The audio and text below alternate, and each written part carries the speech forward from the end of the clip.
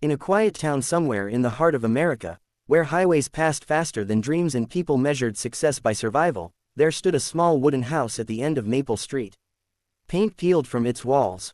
The porch steps creaked with every step, and inside that house lived a girl named Emily Carter. Emily was 18 years old. She wasn't famous, she wasn't rich, and she wasn't loud. Most people didn't notice her at all. Her town was the kind of place where everyone knew your name, but no one really knew your story. Factories had closed years ago. Jobs disappeared. Hope became something people whispered about, not something they chased. Emily's father used to work at a steel plant. When it shut down, so did something inside him. He took night shifts wherever he could. Gas stations, warehouses, delivery trucks, anything that paid the bills. Her mother worked double shifts at a nursing home, coming home with tired feet and a forced smile. Emily learned early how to be quiet. Not because she wanted to, but because life demanded it.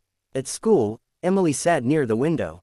She liked watching clouds drift across the sky because they reminded her that something was always moving forward, even when her life felt stuck. She didn't wear trendy clothes. She didn't speak much in class. She didn't belong to any group. But she had something no one could see. A voice. Not just a singing voice, but a voice filled with stories, pain, and dreams that refused to die. Emily discovered singing by accident. One night, when she was 12, there was a power outage in the town. The house went dark. Silence filled the rooms. To distract herself from the fear, Emily began humming softly. Then she sang. Her voice echoed gently against the walls. Her mother froze in the hallway. Her father stopped tying his boots. They listened. When Emily finished, embarrassed, she whispered, "I'm sorry, I didn't know I was loud." Her mother's eyes were wet. "Don't ever apologize for that," she said. But encouragement didn't change reality. Music lessons were expensive. Dreams didn't pay rent, and singing was considered a hobby, not a future. So Emily sang in secret. She sang while washing dishes. She sang while walking home alone. She sang into her pillow at night, imagining a stage she had never seen. At school, there was a talent show every year. Every year, Emily watched from the audience. Girls with confidence, boys with guitars, people who believed they belonged on stage. Emily never signed up. Fear is a powerful jailer. Her classmates didn't help. "Why are you always so quiet?" they asked. "You should talk more. You should be more confident." They didn't know that confidence grows where it is watered, and Emily's life had been dry for a long time. One afternoon, during senior year, Emily's English teacher gave an assignment. Write about the one thing you'd fight the world for. Emily didn't write about money, or fame, or success. She wrote about her voice. When the teacher returned the papers, she stopped at Emily's desk. "You need to share this," she said. Emily shook her head. "No, I can't." The teacher leaned closer. "Some voices aren't meant to stay hidden." That sentence stayed with Emily. A week later, something unexpected happened. A viral video spread across social media, a video of a random girl singing in a subway station in New York. Millions watched. Millions listened. Emily watched it too, and for the first time, she thought, what if someone like me could be heard too? That night, she made a decision that terrified her. She opened her old laptop, positioned her phone against a stack of books, and pressed record.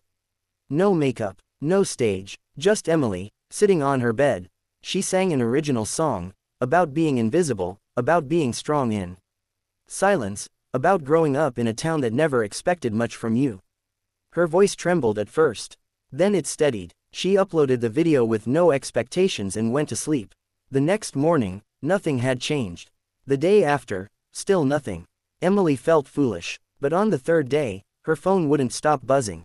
Messages, notifications, missed calls. Her video had been shared, then shared again, then shared everywhere. People commented, "Who is she? This is real. I felt this. She sings like she's lived 1,000 lives." A music blogger reposted it. Then a radio station mentioned it. Then a talent scout emailed her. Emily thought it was fake. Until the email turned into a phone call. And the phone call turned into an invitation. A national singing competition. In Los Angeles. Emily had never been on a plane. She had never left her state. She stood in her room holding the email, shaking. Her parents were scared, not because they didn't believe in her, but because they knew the world could be cruel. But her father said something that surprised even himself. "If you don't go, you'll regret it forever."